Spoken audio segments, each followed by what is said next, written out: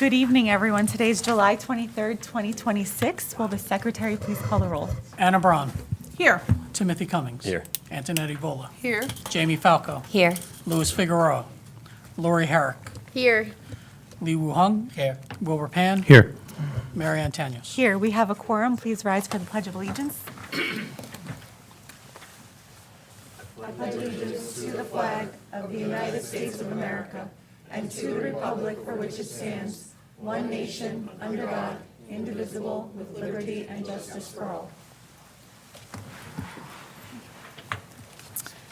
The New Jersey Open Public Meetings Law was enacted to ensure the right of the public to have advance notice of and to attend the meetings of public bodies at which any business affecting their interests is discussed and acted upon. In accordance with the provisions of this act, the East Brunswick Board of Education has caused notice of this meeting to be published by having the date, time, and place thereof posted at the Board of Education offices located at 760 Route 18, East Brunswick, New Jersey. Notice was provided on the district's website at www.ebnet.org under the Legal Notices hyperlink. Written notice was also provided to the Newark Star Ledger, the Home News Tribune, the Alternative Press of East Brunswick, and the Municipal Clerk of East Brunswick. All Board of Education meetings, with the exception of executive session discussions, are videotaped for later broadcast. It is the policy of the Board of Education that videotaped meetings are not edited for any purpose. Individuals who speak at the board's public meeting should be aware of these videotaping rules. Okay, we have a need for a closed session. Whereas the Board of Education must discuss matters which are not appropriate for discussion in a public meeting, and whereas these subjects are within the exceptions to the Open Public Meetings Act and are permitted to be discussed in closed session pursuant to NJSA 10-4-12B, and whereas the Board of Education intends to discuss matters as listed in the agenda, whereas the length of the closed session is estimated to be 1 hour, after which the public meeting of the board shall reconvene and action will be taken. Now therefore be it resolved that the East Brunswick Board of Education will recess into closed session for only the aforesaid subjects, and be it further resolved that the East Brunswick Board of Education hereby declares that its discussion of the aforesaid subjects will be made public at a time when the public's interest in disclosure is greater than any privacy or governmental interest being protected from disclosure in accordance with the Open Public Meetings Act. Do we have a motion? Move. Second. Wilbur and Jamie. All in favor? Opposed? Abstentions? Okay, we are in closed. See you in 1 hour. Okay, good evening. We are back from closed session. Before we begin, Dr. Figueroa extends his apologies for not being able to join us tonight. He had another obligation. And then we are jumping right into our superintendent's report. Good evening. I hope everyone's enjoying their summer. We certainly are. This summer's extended school year program is up and running beautifully. Over at Hammersholt Upper Elementary School, Chris Casal is doing a fantastic job keeping everything organized, and Rory Murray is having a great time with our younger students at Memorial. Rory is a high school teacher, so he told me how much fun it is working with the little ones for 6 weeks. The students have settled right into their routines, especially the students transitioning from the elementary schools into Hughes. The autumn instruction is being provided smoothly, and the feedback from everyone has been incredibly positive. You know, the board has supported our Orton training of our teachers, so it's really good to see it in action. And then we have the community programs, Early Learning Academy, Kindergarten Readiness, and first grade here with camps continue to provide engaging, hands-on learning experiences that help children maintain academic skills while preparing for a successful school year. It's so much fun. I go there and I don't want to come back to the office. Have you seen kids doing yoga? Like, if you see kindergartners doing yoga, you see that it's a sight to behold. So each week, the campers explore a new theme that integrates literacy, math, science, creativity, and social-emotional learning. Themes have included camp friends and summer fun, all about me and friends, buildings, vehicles, and STEM, and around-the-world discoveries, which gives our children opportunities to learn, build friendships, and create lasting summer memories. Enrichment has been a highlight with Spanish, yoga, International Days, Kids Art, Math Science, and Girls Karate, along with special visits from the East Brunswick Police Department and the East Brunswick Recreation Department, which presented an engaging water safety program. Summer fun has also included water play days with sprinklers, ice cream, and ice pops. As we head into the final weeks of camp, campers are looking forward to visits from the East Brunswick Fire Department, Carnival Day, and celebrating a wonderful summer together with an end-of-session pizza party. Throughout the summer, our supervisors have facilitated a wide range of professional learning workshops and curriculum planning sessions to strengthen our instruction and enhance student learning across all grade levels. I've had the opportunity to join a few sessions to see that in action, because if you remember, this was my promise, right? That we were going to approach our literacy instruction plan from a multifaceted approach where we were going to have different types of professional learning and not just a one and done piece. So it was really good to see the small group, the expert groups, planning for the year, CKLA, all of that's happening and will continue till the end of August. So to date, all our staff members have engaged in collaborative work focused on curriculum revisions and program development in math, in science, and world languages, English language arts. I joined the Gifted People today. It was fun. And advanced placement courses as well. So teams have also worked on assessment development and refinement, lesson design, course sequencing, and the creation of innovative new opportunities for students, including acting for film and global artistry. Sounds like a fun course. Professional learning will continue throughout the remainder of the summer as staff prepare for the upcoming school year. Upcoming workshops that still have, that will still come include those on a focus on district priorities, including the science of reading, the K-2 literacy instruction, and intervention programming, curriculum updates in math, science, and world languages, media studies. We're also working on common assessment development, flex program planning, gifted data analysis, and leadership team collaboration. Additional sessions will support new staff orientation, mentor training, and CPR AED certification. So these ongoing efforts reflect our district's commitment to continuous improvement, high-quality instruction, and providing meaningful learning experiences for all students. Personally, I want to thank Kristen Shea. It's her retirement. Her last day is next Friday, but we really wanted to, recognize her. I know I will miss her. She's been such a good sounding board. And she's been in this district for so long, I can't even remember how long. How long has Kristen Shea been here, do we remember? 25 years? So we're going to miss her and wish her a happy retirement. I hope everyone continues to enjoy their summer. Thank you. Thank you. Okay, so now we have a special presentation. Our district strategic plan is now ready. We have Dr. Michael Salvatore with the Repollet Group, and they're going to present the strategic plan for 2026 to 2030. Yay. Dr. Sal. Welcome. Great. Well, good evening, Superintendent, Madam President, board members, the East Brunswick community, and whoever watches online. I know you have some fans that actually log in, including students, what I learned as well.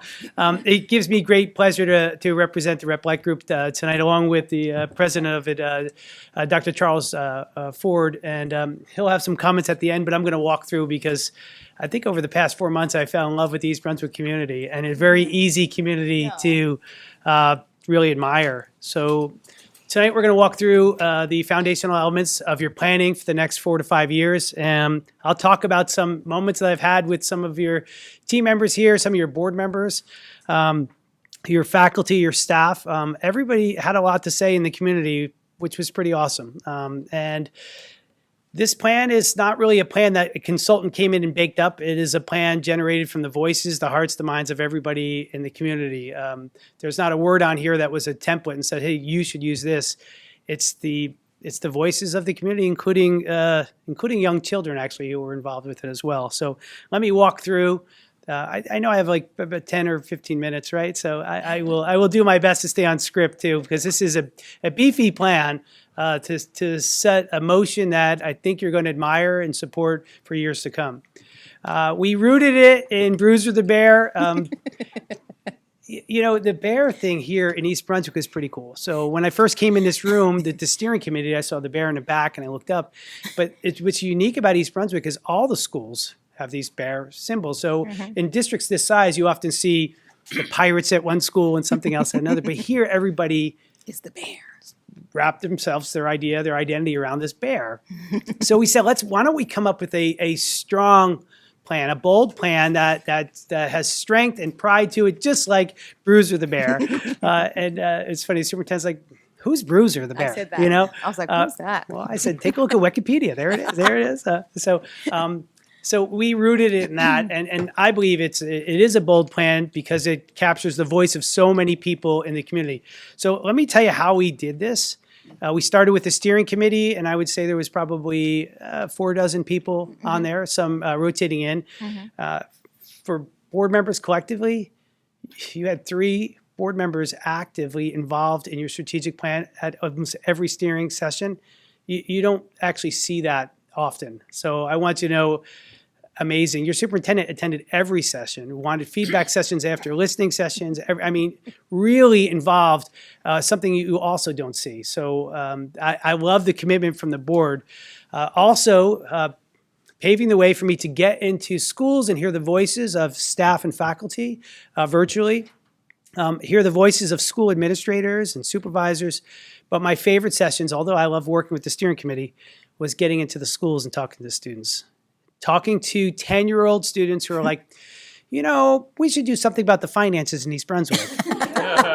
And 10-year-old student, to me, it was enlightening, but it was an amazing experience to see how involved and what conversations occur across the table in East Brunswick, but also the pride they had for certain activities and events. When I asked questions about programming, when we talked about the arts, students in your middle grades and high school lit up because they feel like this community values the arts. And the elective courses that you're providing at all different levels is a testament to that. So that was actually my favorite part, working with the students, hearing. Now, what you'll see here, we're going to go through a lot of things here, and I'm going to do it quickly. But you're going to see it rooted in core values, 6 core values, that were words that were shared in these meetings qualitatively. There are words that came up in our surveys quantitatively. So we incorporated those in here. You'll see those through core values. You'll see those through overarching goals. You'll see those through exemplars in practice. We kind of thought early on it might be presumptuous, but no, let's put out example of something that's aspirational so that everybody can rise to. So we'll walk through that. We have a monitoring plan and some timelines for what to see. So jam-packed, but we're going to cruise through what we can. Yes. Can you just remind us when this whole process started? I believe April. So early conversations in March. March. Yeah, and then April. May, June, yeah. April, May, June, July. So these 6 themes that emerge may be challenging for you, but I hope the board has copies in front of them. Yes. Because we'll discuss those. You know your numbers, but I just like to paint a picture at once here. Over 8,000 students. Impressive for me to come in, hear the students talk about diversity in the community, but then actually see your survey come in and see the requested languages of more than 57. 11 schools, super high graduation rate, which you really should be proud of, but also you excel in AP, also in the sciences. Also, in terms of diversity, ranked one of the most diverse school districts. And when I came here, I learned it from the students too, whether this week was a holiday or next week's another holiday. And what's it? So really, and the students embrace diversity from the fifth graders all the way through the high school. When we talk about what are you proud of, so many students were saying, well, we're a very diverse school district. I mean, it's really cool to see a 10 or 11-year-old say that too, because they actually understood it. So we did have working groups in our steering committees to help form our mission, vision, and core values based upon the words that we heard. This vision and my eyes are not so good tonight, but I would like to read it because I think it is critical. Do you want to borrow this one? That we share it with the community. So we in East Brunswick continually challenge ourselves to cultivate curious, compassionate, and confident learners who think deeply, act responsibly, and contribute purposefully to their communities and beyond, so they may lead lives of meaning, service, and positive impact. Something that was talked about with this mission was it's not just about students. It is for students, but we'd like to see it carried out by staff and faculty and admin and our community members, that we all challenge ourselves continually to be curious and compassionate and confident. You mind if I keep this up here? Thank you. Thank you. So we bulleted them at the bottom about thinking deeply, acting responsibly, all the things we want. This is what East Brunswick's determined to do.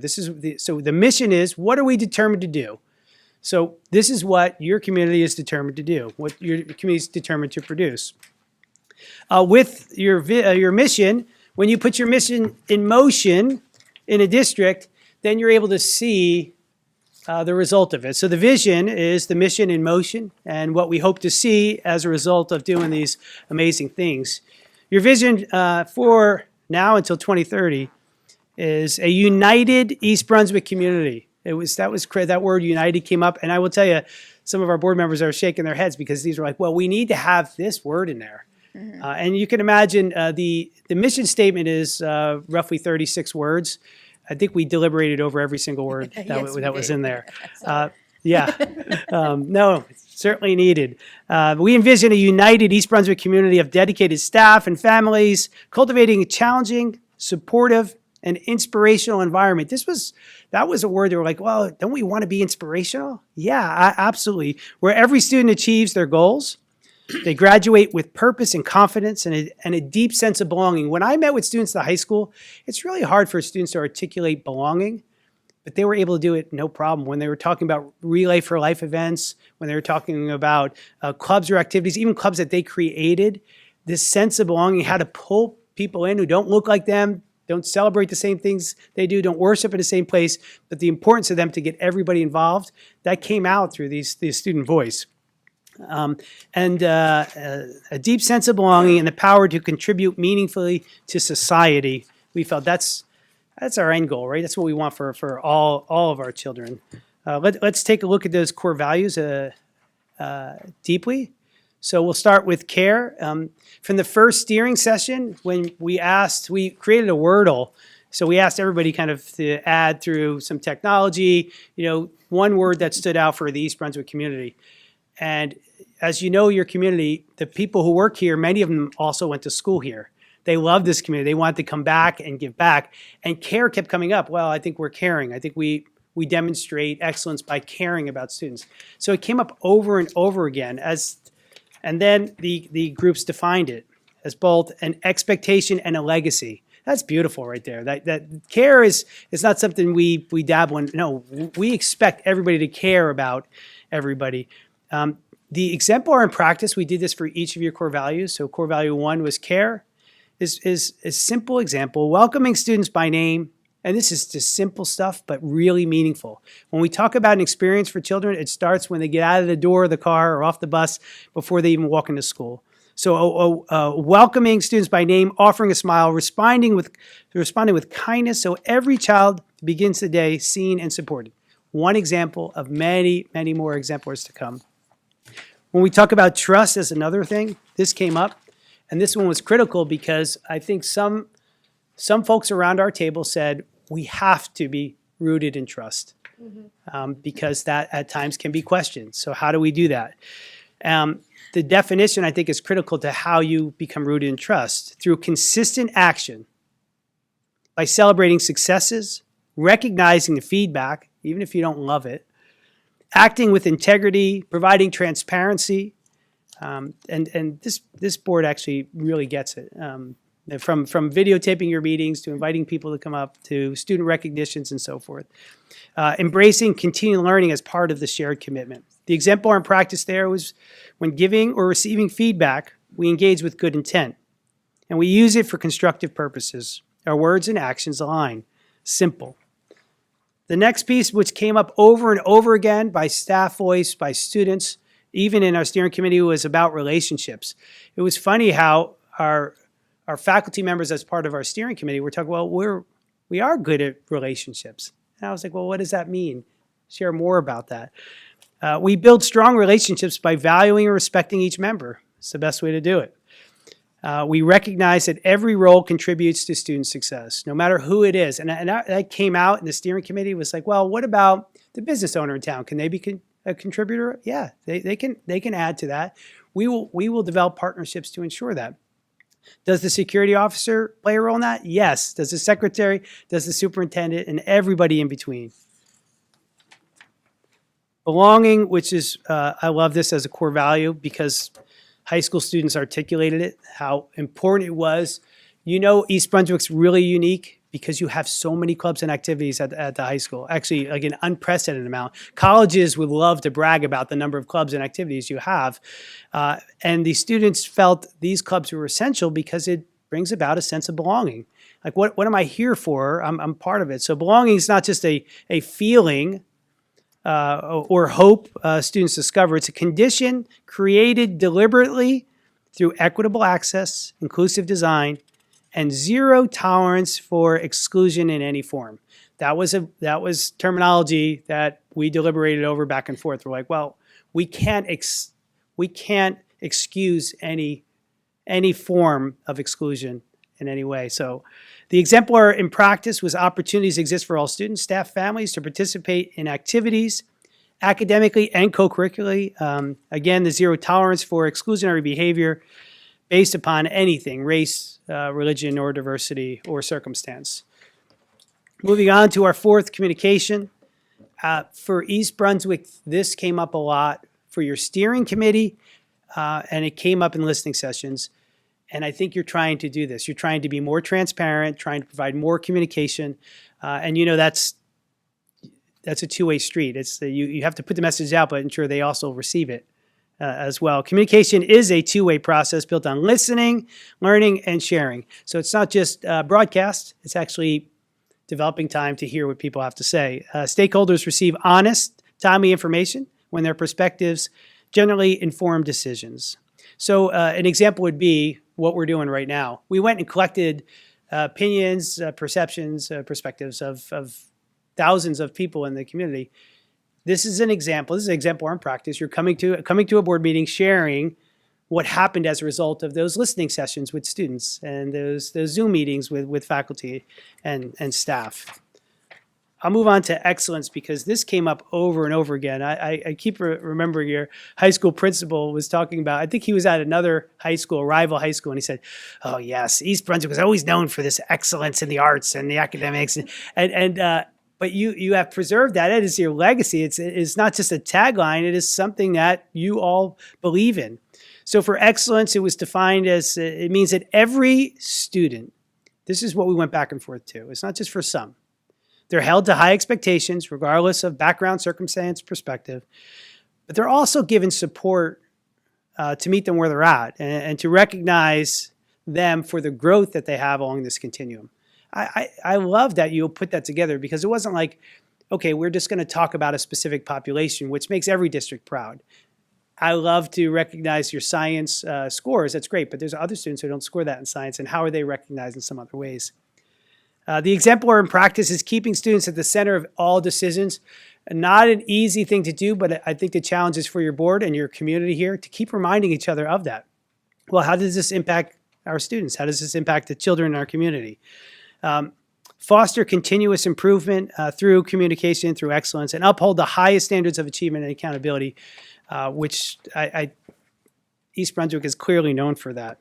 I'll walk through when you put these core values in motion with your mission and you're starting to see your vision, what we all want, aside from any test results or college applications or any merit or recognition. We want a profile of an East Brunswick graduate that looks like this.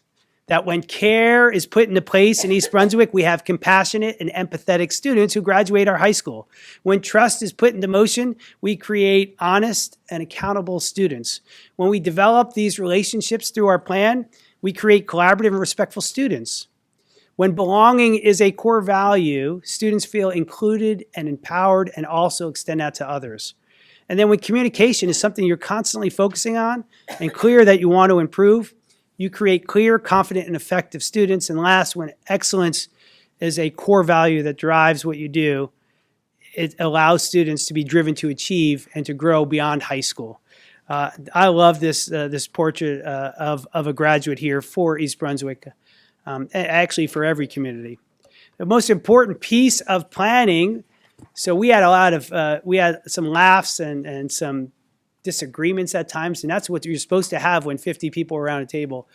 But when you put these values in motion, they start with an agreed upon overarching goal. So what the steering committee did, they put words together, and we have overarching goals for each one that's connected. So each specific core value has an overarching goal.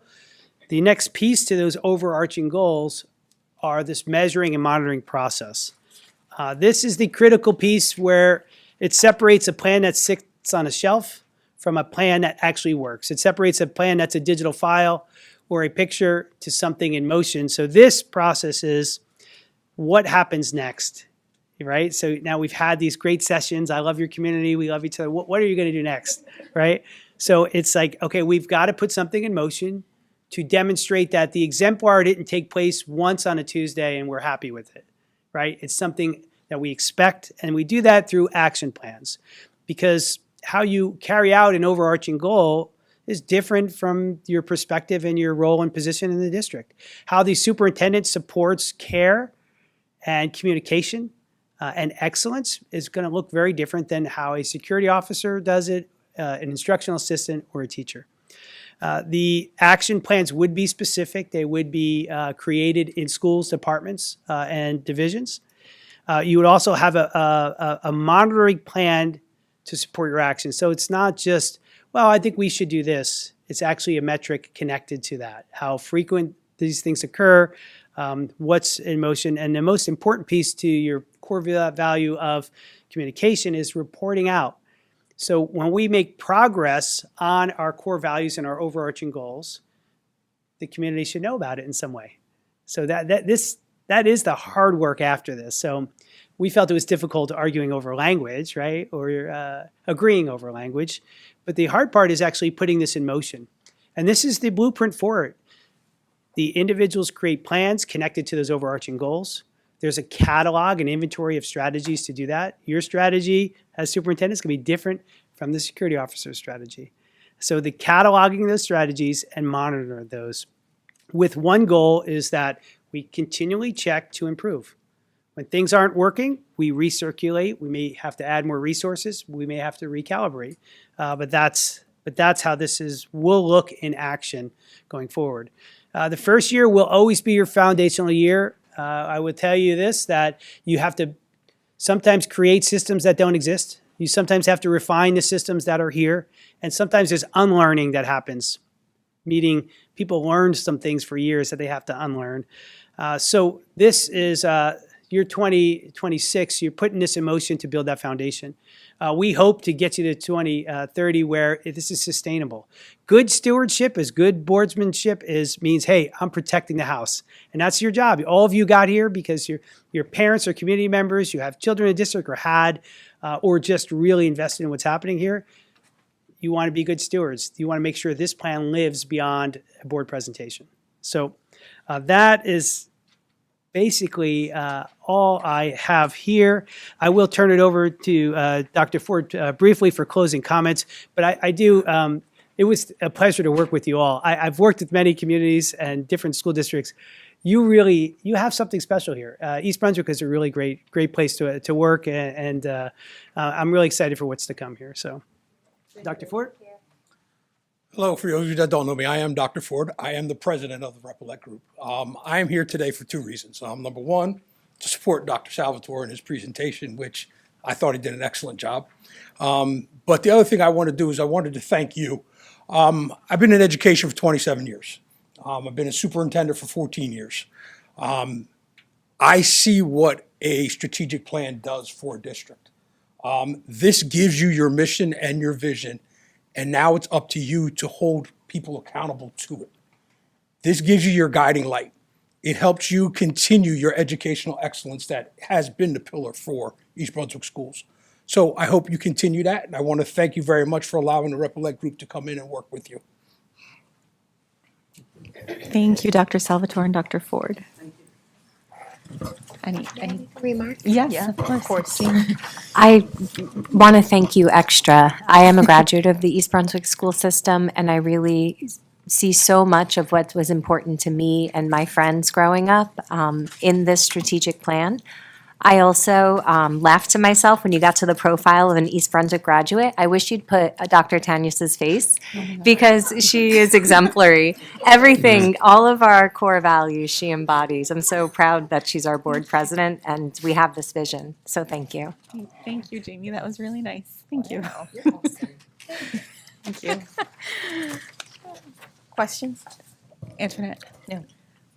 I want to start by thanking Dr. Mammon for even introducing this to us. This was an amazing experience, and I want to thank Dr. Salvatore for dealing with us with all those discussions. And we definitely could have went over our time in every single meeting. So I appreciate him keeping us. It was like herding little kittens.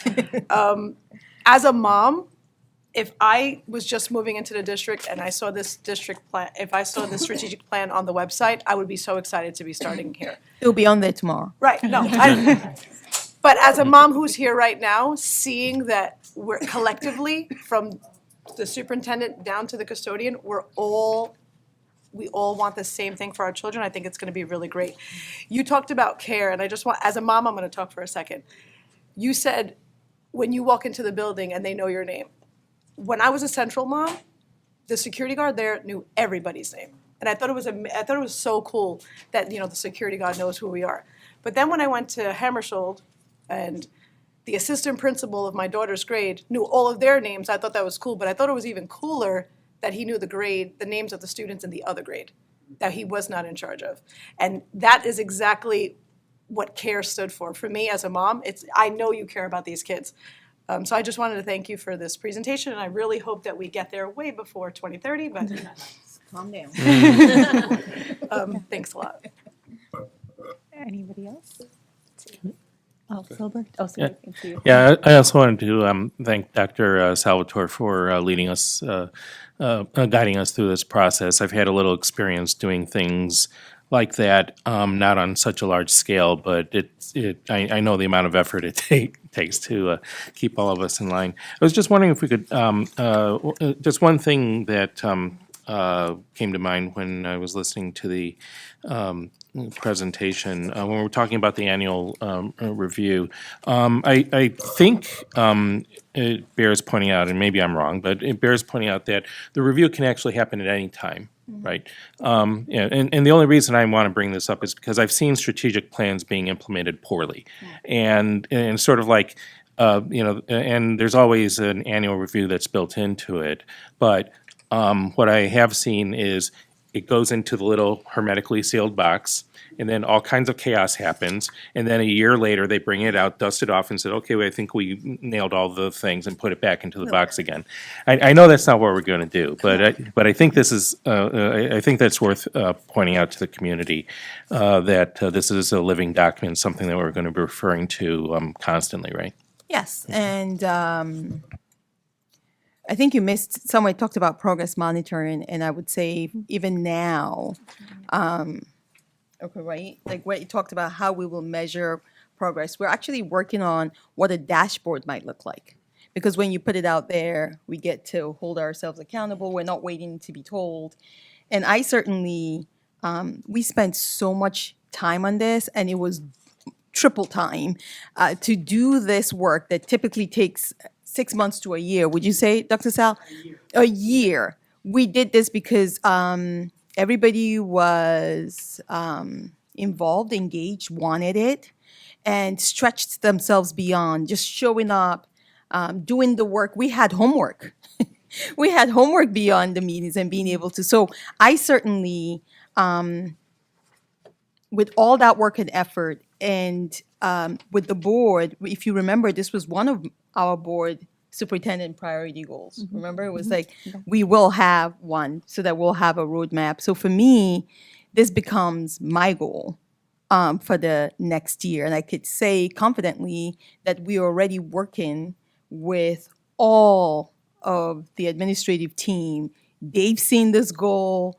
We're already talking about how we might operationalize it, what that might look like, but most importantly, how we will measure progress openly. So I'm working on a little something. You'll see it. It's just not ready for Broadway yet. And that way, not just is it for us, but also forward community facing as well. So, stay tuned. Thank you so much for the presentation. The mission statement is just, I mean, that's where I kind of got stuck. It's just amazing. I'm so impressed with that. I am likely going to steal that and just put my organization's name on it. Cross out EB. But I mean, at the end of the day, it just speaks to, as a parent of 3 children in this community, and an individual with a recognition of the fact that the people are still struggling here, right? For as much beauty as we have and as much diversity and whatnot, that there are still some folks who are really, struggling too. And how do we cultivate good people and people who will go out into the world and foster kindness and compassion and care and respect and dignity and carry with them, this intelligence as well and this education that is so profound and powerful. So I'm really impressed with this. I guess, and I'm curious about your comments too, is as we continue to kind of go through this and build it, how do we measure, that relationships are actually being built? How do we measure that people are actually treating one another with kindness, that care does exist? And I'm curious by that. And I'm curious, you kind of alluded to it just now, that there's more to come, of course, but do you want to share anything there? You'll see it, right? Words are just words, but actions, you'll see it, you feel it, you hear about it. We talk about relationships and how would we measure relationships? When kids are able to say, an adult spoke to me today and called me by my name, or what your kids come back and share with you, what you see happening, and we have that. I think one of the things I have found is we've not had a good way of showcasing that because we just keep going like it's our work. And so I think in the absence of knowledge, people make stuff up about us. And what this does, and for us to be forward facing, is really taking control of our narrative. And so that's what you'll see. We will be, there's a reason why we have exemplars added on, so that we start to see where are we seeing those exemplars. And principals are actively working, not just principals, all the department heads, all my cabinet members, everybody. And so when we're all rowing in the same direction that way, you can't help but feel it. I dig it. Yeah, thank you. He digs it. Can I just say one thing, though? That last slide of the graduation ceremony, that it kind of cracked me up. I'm sorry for my sick humor, but the bear, in the background, I was like, oh my God, this is about to be a bloodbath. That was all Dr. Salvatore. That was a great, funny image. But yeah, exactly. But thank you for the presentation. Dr. Salvatore, I just want to thank you and Dr. Mammon. I think we came to our first meeting and had just a great working group that Dr. Mammon put together from all areas of the community, and you jumped right in, right? There was no hesitation. You're like, okay, you're on your phones, you're doing this, what are we putting up on the board here as to nouns and verbs, Dr. Pan? And so I want to thank you for that, because you were able to just move us along. And I think also what comes from this when we talk about like the district, right, and what we hold our superintendent to, it's also what the accountability that we hold ourselves to as a board, right? When we're passing things and we're looking at our budget and we're looking at the future of our district, does this match the mission? Does this match the vision? Our 6 values that, you know, we put out. And I think it's a guiding light for us too, to just hold ourselves accountable and to always review and just say, you know, is this, you know, is our strategic plan guiding us here? So thank you. And thank you to everyone, you know, the board and everyone in the community and the district staff that came together to do this. So it was really great. Thank you. Anna? Yeah. As a East Brunswick High School graduate, this makes me so proud. And sitting here with 2 of my colleagues, there's 2 of us, right? 3 of us all together, I think so, right? yeah. Who all came through the East Brunswick school system. And we cared so much about the school that we came back, brought our families, had our own children go through the school systems, because that pride that we had and the realization of how excellent the school district is. And I know excellence gets thrown around a lot, but when I went to college, which was a very long time ago, however, I was so much better prepared than and I see my colleagues here nodding, so much better prepared than students from other places.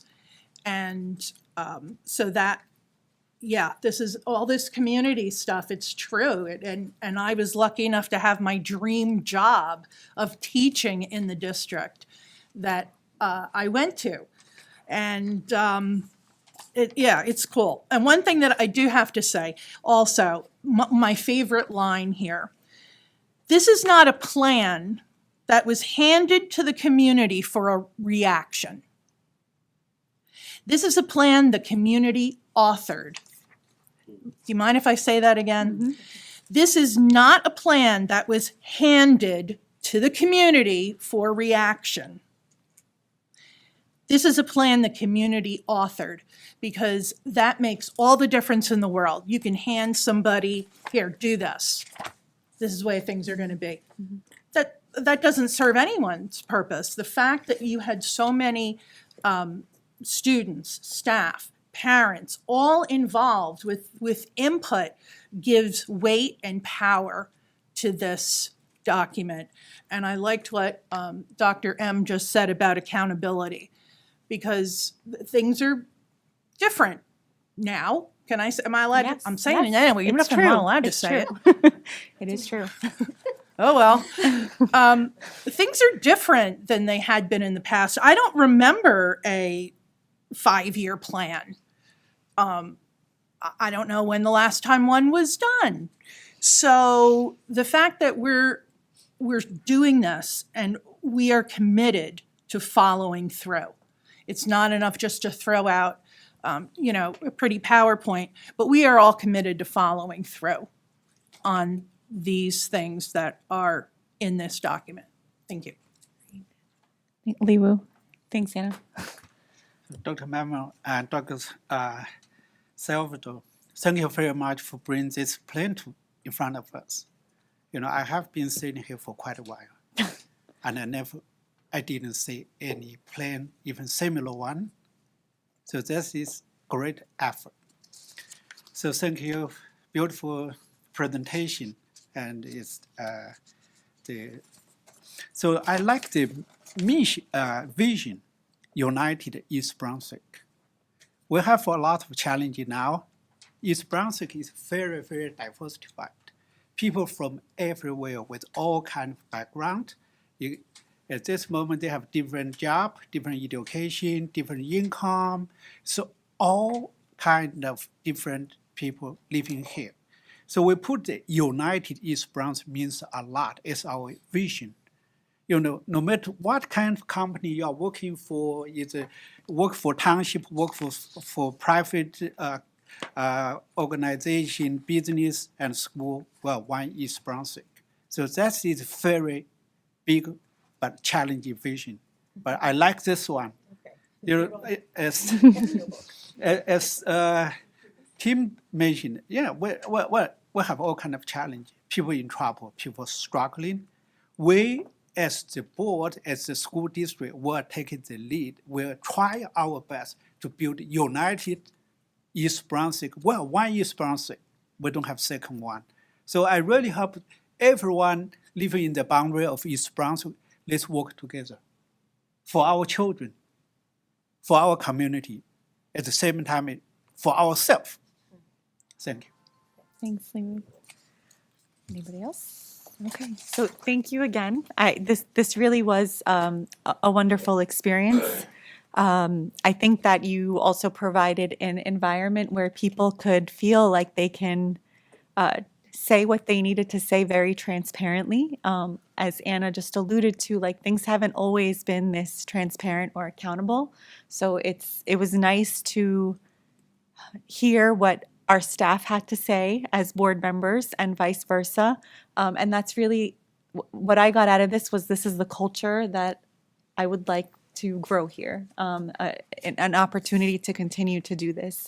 And just to thank you to all of our community and staff members who took time away from their day to do this because, like Dr. Mammon said, there was a lot of homework behind the scenes. I know Ms. Tibbetts had set up a few sessions where we met for hours behind the scenes in our various groups and then came together to do this. So thank you. The one thing, because I know that everybody's seeing 5 years and they're like, it's going to take 5 years to do this. But yeah, exactly. So from experience, it's like there has to be intentionality in starting it. And then it almost becomes second nature. It's not like you have to go back and say like, oh, let me monitor, let me check. It just becomes a part of our identity. It'll be, this is who we are now. So I'm really excited and I'm looking forward to everything that I know you're doing behind the scenes. Yeah. Okay.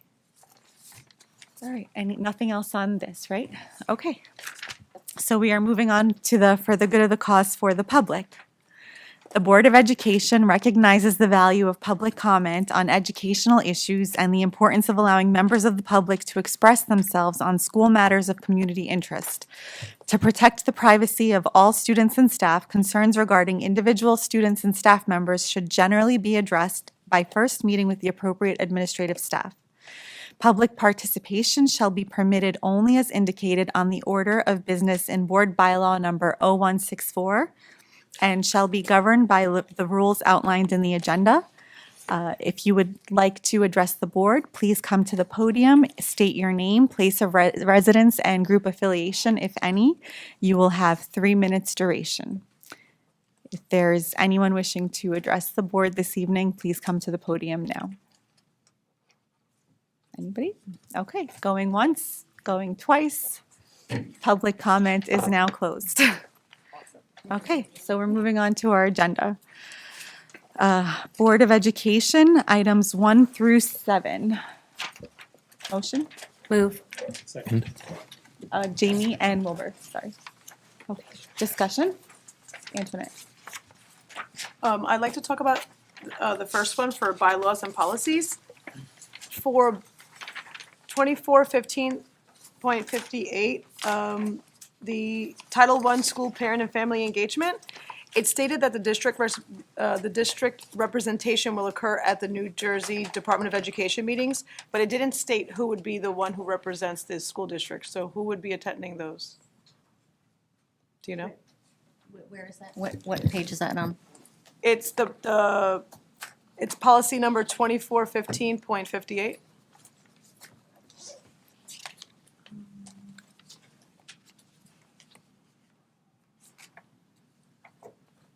Oh, at the NJDOE Right. meetings? Mhm. I attend the meetings. Okay, so you'll be going? Okay. Yes. Thank you. And then I want to give a huge shout out to Mr. Joe for 6163. For those of you who are out there and can't see what that is, at our very first board meeting, when Joe was, our very first budget board meeting, Joe was talking about where we're going to create revenue, and I had suggested to him, like I did many years before I got on this side of the table, for us to look at other avenues for advertising, and it was always a pushback, and I just said it one time too, Joe, $1 is more than $0, and I'm very excited when I read this, So this is advertising on school property, and this would have not been moved forward if it wasn't for you and your team, so I wanted to thank you for getting this. I don't know if you're allowed to say what's in the process, I don't know. So, I mean, I think Jamie also, even prior to you getting on, had a bunch of ideas of raising money, some traditional, some very extreme. But I think. You know, if it wasn't for the insurance costs. Yeah. So the first step in this process, when researching, we realized we didn't have a policy, so we'll get that adopted. And then we went out and started looking for companies to do the advertising and control it, and then we receive the revenue instead of a district staff person going door to door. So there are some companies out there, more along the shore, that are looking to get into Middlesex County. So I think there's an opportunity. We'll do an RFP and see to ensure that we're getting the best rate of return, and do something that matches what East Brunswick is about. We're not going to just go crazy and do crazy advertisement and whatnot, but we'll do it the right way, and hopefully bring in that additional revenue that we're looking at that will help out with our budget issues. Thank you. For 1523, the policy doesn't prohibit a student from using their own device.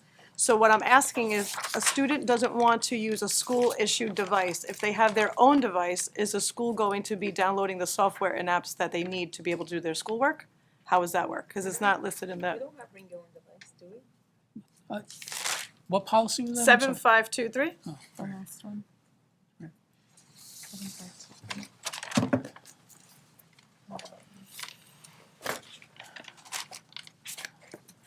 Sorry, I haven't committed all these to memory. And hopefully I can easily find it. It's in the chat, in the link that you sent us on the email, if you are able to access your email. 7523. The changes were more verbiage and dealing with damage, defining wear and tear. As far as the bring your own device, we do not allow bring your device. Okay, If because a- it says it doesn't prohibit a student Right. from doing it. So you can't not allow it if you don't not allow it, right? Well, that is true. So Usually that though, usually that's referring to if a student's bringing their phone, it's not that, they're not using that for the laptop with all the programs and stuff on it. So you're not prohibited for bringing a phone. I mean, you have. Well, you will be, because Yeah, the state but- said you can. Yeah, but that's a different. But I think that this policy predates that. Okay. Because that's what. Because you guys do purchase the Chromebooks, and and those are laptops. all loaded in by IT. They all connect into your web and network your and infrastructure, whatnot, and they do have all of the software that's loaded in, including some of the software that sits over top of the school that alerts to, of any harm, etc. that could befall a child. Do you see it, Joe? do you recall what number it was? I'm trying to find it. Like 752. Oh, no. I I only had the link that was attached to the email, Yeah, because I'm not in that there's- committee. There's 12 items on the policy. Hold on. Just look at it.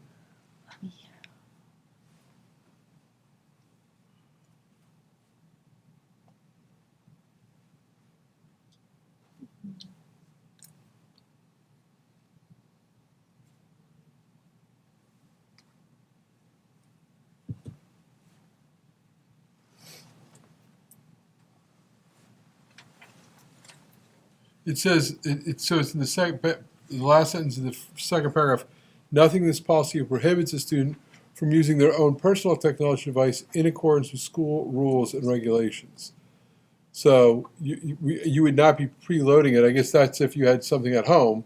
You could use your own computer at home if you want to do your homework. You're not precluded, but Okay, you'd still right. have to comply with the rules and regulations of the school. The that's school cool. device, the technology device is for use in school, so it doesn't preclude you from using your home Apple or something. But in school, you have to use the school issued device. All right, thank you.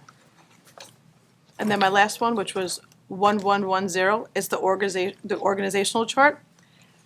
I like that you guys are doing that now so that people can see the chain of command, but we don't have it listed with names, and I think that that's a struggle parents have more than not knowing who reports to who. It's who are they supposed to reach out to, and there's no names listed there. Is there a reason why we can't put the names? Yeah, in policy, you don't want to list names because every time there's a change, we would have to But it come will back be- and it be will read be- twice. Well, when that's here? Maybe we can replicate something on our website with the names. At least that's better than, Yeah. so with the titles and the names Right. to kind of follow the chart. Thank I'll you. make sure we do that. And that's updated. Did you note that? Slack. Did you note that? Thank you. All right. Anybody else? Yeah. Wilbur. Yeah, this is outside, a little bit outside the, the first reading of, sorry, this is the second reading, because my question is also about the org chart. But could we maybe, just put our org chart in context compared to other school districts? The only reason I'm bringing this up is because we've already talked about the budget tonight, and we all know budget is a ongoing thing. And one thing I remember hearing way back when I first thought about getting on the board was that there's like too many administrators. So I just want to see if we can put this into context. Cannot wait to do that. We did some of that work during the budget. This was when, if you remember in the presentation, we showed you like districts and the number of administrative costs or numbers per, and we were definitely Lower, under, much lower, yeah. much lower, much lower. I But think if- Joe did that in Yeah. his. Joe did that. Yeah, when you look at what we spend per pupil on the administrative cost, we're well under the regional limit. We're low compared to other like districts. When you look at the number of students per administrator, we're very high, right? So you want to be low on the cost, high on the ratio. So, yeah, it's hard to compare org chart to org chart because like each school district is so different. And from the finance world, I know there's a school district next door where the high school secretary handles all the athletic registrations. To me, I'm like, well, because there's money tied to that. Why would you do that? And that's handled in finance. I know there's stuff that takes place maybe in our guidance department that we do unique here that other school districts don't, so it becomes very difficult because it's not always apples to apples, even though we're school districts. So we go by the cost and what the state gives us as far as our ratios, and we're very favorable with our administrative ratios. Okay, great. Now, yeah, I know that we talked about this before, but I think it's a point that bears repeating. Leo. So for the item number 7, so this board is ratify and approve the contract with EBEA for 3 years. I want to take this opportunity to thank all the teachers, supporting staffs for the beautiful job you have been doing for our children and for this school district and for this entire community. During the negotiation process, your team are so professional, so considerate, so reasonable. I want to thank you, and I believe this contract is fair and reasonable, and I'm looking forward to see your new achievement in next 3 years. Thank you again. Thanks, Sue, and thanks for chairing that committee. Can I say something about the contract? Yes. So this is my first time as the business administrator doing this. From my perspective, it was very much different than the last 4 or 5 that I've been a part of. I think it's important to recognize the board, just not the committee, but the full board, the superintendent, the work that HR did, the work that finance did, the work that the union did. And it's not just the work to sit across the table and negotiate. It was the work after that, because that was a tremendous amount of work between HR, finance, the union, Tom Hayden, and I don't even know who else from besides Dana and her team. So I have to say, and it kind of aligns to the theme that Anna was saying before. It was very much different. I know there were some stress points. We had a great board meeting one night where a lot of people showed up, but we got past that, and I think that's the important thing. We didn't fixate on that issue. We were able to move forward, find common ground, and really, ratify and come to agreement, and we saved jobs. And that's the most important thing. So I just wanted to note that. Thank you. I have a quick question about my favorite topic. Policy 2365, acceptable use of generative artificial intelligence. So real quick, I mean, I don't need to go down that rabbit hole, but it's Strauss. Who's the group that helps us? Esme. Thank you. Yeah. So I'm assuming that the language in that is probably standard across other clients of theirs, across the state, in other areas. I mean, it is a fascinating world that we're living in as it relates to that and whatever that is and whatever that will evolve into. And I just want to make sure, obviously, that we are doing everything in our power, and I know we are, and I trust we are, to safeguard ourselves, the confidential information, of our people, and all that other good stuff. Yes, we are. That is correct. Yeah. No. That is correct. And Strauss Esme, yes. The policy is similar in some ways. We had a little tweak here and there about I'm not, just a few things about having an AI coordinator and stuff like that we took out. But beyond that, it's standard. And I think I understand the trepidation about AI, but reality is it's here. It's been here. Everybody's exposed to it. Even you, Tim, you use it. You just don't know it yet. And I'm not going to deny that. exactly. So it would be a disservice for us not to look for ways to be more efficient. But I hear you in terms of the caution. And we have a new CIO. I didn't know, have you met Slavic yet? Briefly. Slavic has everything on lockdown here. I can't even get into my own laptop without authentication multiple times. But he was working really hard to safeguard our information and make sure that we don't fall into bad actors' hands. At the same time, we are at the forefront of innovation, and we continue to look for ways to work more efficiently and expose our kids who know so much more about it so that we do not hide from it, but really learn and teach it so that we know how to use it properly. And it will be a disservice not to do that, but not just for our kids, but for our teachers as well. Anybody else? Okay. I just want to add that as a high school parent, I can't believe I just said that. I'm a high school parent now. As a high school parent, some high school parents may have received an email about cell phone policy, which is changing, which is a state mandate now. But this policy is not on this agenda because we actually still need to meet as a committee and then a board to discuss that. So you'll see that on next time's agenda. The August 20th meeting. But if you got that email, there's information in there, and I think that's going to be applicable to the entire district pretty much. So we'll have more information to share about that in a future meeting, but yes, that is coming. And again, that's a state mandate, so there's nothing really we can do about it.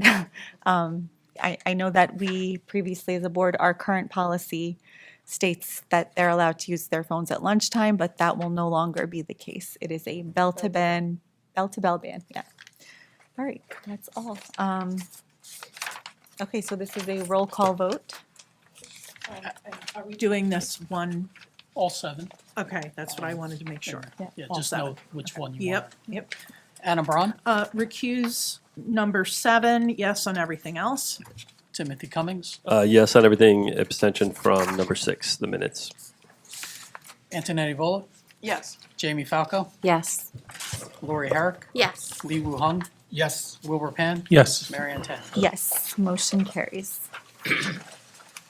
Okay, business and support operations, items 1 through 34. Do we have a motion? Move. Second. Jamie Wilbur. Discussion? Lori Lindley. Lori. So first, number 30. Do you guys want to, okay, so yeah, let's do that since there's Do you so wanna- many of them, yeah. So anything on number 1, 2, 3, just stop me when I call it out. 4, 5, 6, 7, 8. Here. Liwu. Yeah.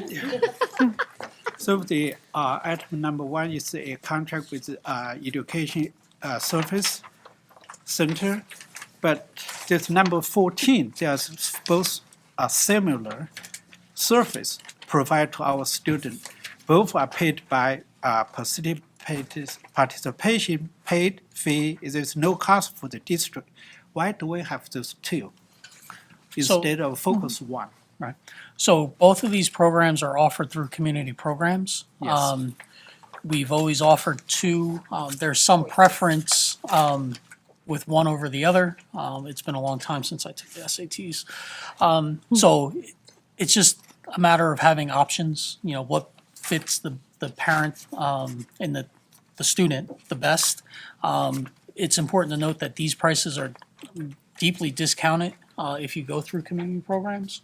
We provide the space for those companies to come in, and then there's a savings to the parents. So it's just choice. Provide more options for Yes. the family and students? Yes. Okay, thank you. Okay, anything else on 8? Okay, 9? Here. Oh, okay, yeah, me too. 9. Go ahead. All right. Let's Liwu and then Wilbur. Go Yeah, ahead. go Go first. ahead. Okay, then I tell first. So this software, apparently it will improve our job efficiency. Mine. Okay, just you. It's mine for now. For now. So We my don't work concern here. is, if we improve the work efficiency, eventually will it impact our employee number, headcounts? No, this is really more about, you saw, we talked about our core values of belonging and care and trust. This allows me more engagement with the staff. In addition, this also has a way, I spend a lot of time looking at policies and how it affects decisions that I'm gonna make. And this is gonna make me spend less time so I can be out there. Efficiency, Efficiency. But it's really about me and doing my work. Okay. Doing my work and being visible and showing care and trust in a way that does not make me have to hire a person. Okay, That's Fair. all. thank you. Thank you, Liwu. Yeah, so I just wanted to clarify in the description, this is just a module that adds on to our Yes, existing, that's and it's, so it's just like a little bolt-on Yes, thing, yes, so to yes, speak. nothing Okay, new. Yeah. terrific, thank you. I mean, new, but yes. Oh, Antoinette. I don't live. Yeah, sorry. Oh, wait, you're picking somebody else? No, go No, ahead. Yeah, no, I was just wondering if Slavic could figure out how to do this, that it wouldn't cost us $6,000? It's possible. I don't know yet. Slavic is actually quite booked. Slavic, I think I'm number, 12 in Slavic's list. Actually, Slavic is building us a lot of platforms, but not this one, not So just this yet. would be $6,000 annually, or once you have it in place this year, you're gonna hopefully Yes, be it's able to? it's the first to set it up, and then there's a subscription Okay, fee so this is just a annually. flat rate for the, Yes, just to just to implement get it Okay, going, yeah. Thank you.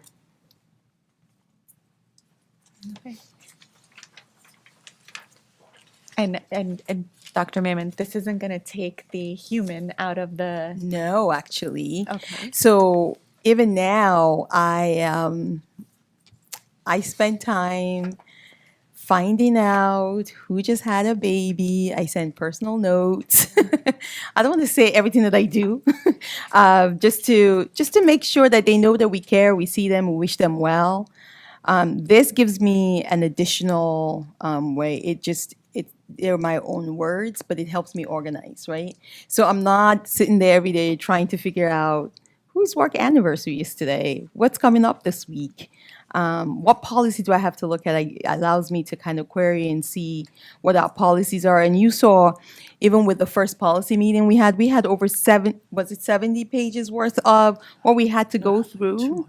200. And even then, we're still trying to understand the nuances of the policies and what that looks like for us in terms of the regulations and how we are actually following policy rather than what we've always done, right? It's our practice. So it's because of that that I'm doing that. And we'll learn, and if it's something down the road, I know that Slavik and I have been talking about something that we need to invest in that would now allow him to do something like that, but that investment is over $40,000 for now.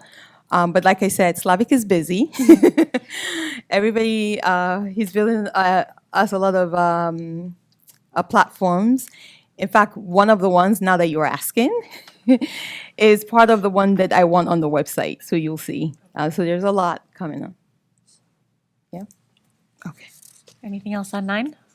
Okay, 10, 11, 11? 10? 10? Go ahead, Lewa. So this contract is given to a company in Georgia. So is there any way have local organization who can provide the athletic trainer service? In my mind, the trainer should be on site for whenever there is an exercise or training section. So this remote company can work for our local need. So the address of Georgia, I believe, is just where their headquarters are. It's a national company, so A it is national company, actual there is people. a local Yes, presence. yes. Okay, thank Yes, you. Yep. Anyone else on 10? 11? Wilbur and then Antoinette. Okay. I was wondering if we get more details as to what the filtering will be with this platform that. Aristotle. Yeah, Okay. that 11 is covering. So I'm glad, it's actually one of the things that we're quite proud of, because when I first started here, before I first started here, I got during my transition, there was a lot of talk about when our kids are not on our network, but using our device, we did not have any filtering system for them. So that way, we know what you're doing, the parents can lock it down, we've locked it, we can lock it down so that it's actually behaving as though it is on our network, even if it's not, but for the fact that it's our device. That's what Aristotle allows us to do. Slavik has been instrumental, we keep calling Slavik, he's been really busy. It was one of the things I said to him, I was concerned, I did not understand why we didn't have that, but apparently it was budget-wise. But we've been able to stay within, reallocate, and still be able to do that. So that's what Aristotle is doing. It's going to filter. Second, another layer of filtering for all our devices. We've started deploying it, but we'll have something now when it's fully deployed for all our devices, including even that of staff. But most importantly, parents will be able to turn it on and stop them and see what their kids are doing or block them from doing other things, even if it's not on our network, as long as it's on our device. That's Aristotle. About this? Yes. Okay. Sorry, too many questions. No, it's okay. So is this platform, so will be installed on every school issued device? Yes. Okay, who is going to monitor the filter result? So the filter is not about monitoring, it's blocking, It's right? just blocking. It but blocks- it's no reporting. Is any No, reporting? we see what's going on. We see what's going on. We can run reports. Okay. The district can, yes. So basically, which person? Is you or No. the info department? You know what, Liwu, you pay me way too much to I'm sit sorry. here. Slavik and his team, Okay. yeah. So if any, They wouldn't even be able to. I could tell you that even the initial test of it, we were able to already see what kids were up to. okay. So that we will see that. Yeah, for certain things, No comment. yeah, for certain things related to security, for example, so we need to pay special attention to the result. That's It will, why I'm yes, asking it will for- flag us to the extent that it can, and we'll follow our protocol that we normally would anyway. Okay, thank you. Internet? Would you be able to give us some examples of some of the websites that are going to be blocked? I know a big complaint from parents, especially for the YouTube. elementary ones, are the YouTube access. Are they going to still have access to YouTube, even if they're not? YouTube, we not full. My understanding, Slavic, feel free. It's not. They wouldn't have open access to YouTube, right? And so I know that was one of the things that they've talked about. So it's I think the YouTubes that are tied to educational value, they will have access to. But beyond that, it's not one that they can just So they can't just search. scroll a search. No, we're blocking some of those. And the parents do have the option to not even allow them to go on YouTube when they're home, because I think that's what, okay. Yes, that's what Aristotle lets us to do. Thank you. And Dr. Marin, I know that you've made an effort to move away from devices when feasible, but there's no way to eliminate them entirely. It's just the world that we live in. And I just want to say thank you for putting this in, because I know one of the reasons that people don't like devices, aside from, kids are forgetting how to write. We're working on that. Yeah. Cursive writing, Yeah. third grade. Yeah, but it's because of the safety, and Yes. this to me was so important to have, because it's like having a school without a security officer. This is literally like a virtual school where we haven't had a security officer. So the fact that we've done this for so long is just incomprehensible. So thank you for making a effort, Thank a you. very big one, to do this. Thank you. Yeah, Yeah. a little at a time. Yeah. Yeah. Okay, 12, 13, 14, 15, 16, 15? 15. I feel like I'm at an auction. I need this thing. 15, 15. So for this E-rate category, the funding, so we got 50% of our actual cost. So I understand this is related to the number of students and the number of square feet of our library system. So is this 50% to maximize our share? Can we get more from this? No, so this is, and it's kudos to Slavic Night. So, he's been a very big, contributor in ensuring that we're maximizing what we get for E-rate. So, this is the max under this program, and there's different tiers, and it gets a little bit it's a lot complicated. This is the max we can get for this type of purchase through the E-rate program. And just to kind of piggyback on that, this is 50 switches, but we have how many in total? Approximately 250. Right. So, we're gonna be doing a rotational basis. They tend to last 7, 8, 9 years. The newer ones seem to last a little bit longer. So that's also part of the process of ensuring that we don't replace all 250 in 1 year, because that would be a huge hit on the budget. Anyone else on 15? All right, 16, 17. I have a question. Sorry, this might be a little nitpicky, but in the description for this contract, it's referring to the Wiser Boost platform, which is a cybersecurity awareness and training platform. But under the recommendation, it says the Wiser Boost cybersecurity platform, which sounds like a very different thing. I just want to clarify if this is really just a training platform. Yes, it is a training platform. It's gonna help us, it costs upfront, but it's gonna help us with Right. our insurance. Yeah. And also, I know most crimes are now being committed through here. You don't hear about people getting robbed, thank God, too often at gunpoint anymore, but it's all through the cybersecurity, so it's been one of Dr. Mammon's priorities to ensure that, we're we're doing everything we can to safeguard ourselves from those cyber attacks. So this will help out tremendously. Okay, so would it be more accurate under the recommendation that would boost boost cybersecurity awareness and training platform like it says up in the description? I don't know if I'm being too picky on this. Yes, you are, but Okay. it's okay. It's the Wiser Boost platform, but the company is Wiser Inc., right? So it's one of their products under Wiser Inc., if that makes sense. Does that make sense? Sure. All right. Antoinette? How will the staff be getting the training? So I'm gonna hold off on that, but you will get a cybersecurity presentation in closed session at the next board meeting. Because it's security. Because it's security. Anyone else on 17? All right, 18? 18? No. Oh, 19? 20? Antoinette. I actually just wanted to find out, I saw that FEMA was listed at $0 in the report.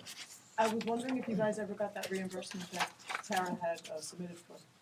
So it's still pending ever since the government shut down. I know they're operational now, but it's kind of like just, But we have not forgotten. We're still actively working with the township. So hopefully we can get something going and try to recoup some of that money. 21? 22? 23? Just call out because I can't okay. look both sides. 22? Oh, sorry. I thought you were going to 24. Oh, 23? 24. Yeah. Okay, Wilbur and Jamie. Okay. So I just want to acknowledge the efforts of the students on this award. This is for the EBHS Video Production Club, receiving an award for a video titled "Don't Drive Dangerously." They've been awarded $1,000, which is great. But I think what's even better is that this is a clear example of peer-to-peer messaging, which, as we all know, is one of the most effective ways of communicating messages to our students when it comes from their peers. So kudos to the students for putting this thing together. Jamie. Yeah, congratulations to the students. It's tremendous when our students are recognized for their excellence. I was just curious, are we able to see this video? Is it available anywhere? I was wondering that too. I can get it for you. Thank you. Oh. I would love that. You know Thank you. Ooh. I know always like someone to on the see board? the work we're supporting. I'm proud of everything they do. Thank you. Yes, oh gosh, I used to work for the Middlesex County Department of Health, although I don't oversee, I never oversaw this grant or this program. I do know the people that work in this department, and I will ask for it. Okay. 25, 26, 20. Question on 26. So this is for the funding for optimal comprehensive universal screeners. I was just wondering if we could get some information on how we're monitoring the use of these screeners in terms of, say, frequency and making sure that the screeners are being used as intended and that we're not leaving out other screening procedures for students that might have needs that are not covered by the ones in this. Yeah. The screener that we adopted is the DIBBLES, and the teachers are implementing that 3 times a year, K to 6, for all students. And this grant will go towards offsetting the costs for the purchase. And I think there's been a lot of talk about the screeners as though it's a first step. It identifies different groups, and then there's more. So there are different things. So it's like I don't know what's a good analogy. So can I? Yes, please. So a screener is like going to CVS and sticking your arm in the blood pressure cuff. Diagnostics are going to the physician and getting the full panel. Oh, Jamie, I like that. What she said. I was reading your heart. Oh. All right, using that analogy, when did the doctor let the patient know the progress? Because I'd like to know for the 26-27 school year, how often will parents be receiving progress reports? I know that they're doing the dibbles 3 times a year. In between those 3 assessments, I know that parents don't want to be the ones to reach out to find out, so are we offering The parents should a not be calendar? the ones. Right, to- so Yes. but that wasn't happening, so I want to know how often will the parents be communicated with? After the DIBELS administration, we're required within 30 days to provide the results of those assessments. And then if the student is flagged, there'll be additional assessments done, and the teacher, the reading specialist, the building principal will be communicating with the parents in all the buildings. And that's when the students are falling in the red category, I'm Yeah, assuming? red or yellow. So the parents should not feel they need to communicate, that should be Absolutely not. happening. And if the parents, Yes. and if that's not happening, then the They parents. should call me. Call you, okay. Call Dr. Boley. Call Dr. Bowley, email Dr. Bowley. Not me. And Dr. Bowley, so as Antoinette said, this hadn't been happening this past year, and that was our first use of dibbles. I think but- it was inconsistent. Okay, so the expectation then for this year is that, that was a learning curve and things should be better for this year? Yes, that's the expectation. Okay, thanks. Anyone else on 26? All right, 27, 28, 29, 30, 30, also 30, yes. Okay, go ahead. Okay. So, wow, I feel like deja vu because I remember talking about this like the last time it came up last year. So this is for the renewal application for the TCUs. Sorry, thank you. I just, for community or public awareness, I know that there's always the concern that we only have a certain number of years to use them and that our application might not get renewed and they might not be able to stay, then what will we do? But we don't believe that that would be the case, right? No. So when a temporary classroom is put into place, you have to get pre-approval. That approval lasts for 5 years. And then after that, every year you have to get a renewal. There are school districts, and we used to have trailers behind Hammersholt before we built the new Hammersholt, and they were quite old, and they were trailers. These are not trailers, all right? They're Right. temporary classroom units. I mean, it's a really nice building. I live in Jackson. They have trailers that are older than me. I know I only look like You're I'm young. 20, No, no. but so it is a process. Whatever was previously communicated, we don't need to go back. Right. This is the process. You get a 5-year permit, right, to use those. You're investing a lot of money for these temporary classroom units. You get 5 years, and then you have to renew. And eventually, we will have a plan to move forward and see what we do. And hopefully have all 9, 10, 11, 12th grade at the high school. But this is just part of the process. And it's being done timely this year. Okay, perfect. Thank you. Not to go backwards, but I'm going to go backwards. Only because I asked this question last year and didn't get it. But can we see the letter that was sent October 1st, 2021 to Kyle Anderson regarding the reason for TCUs being put there?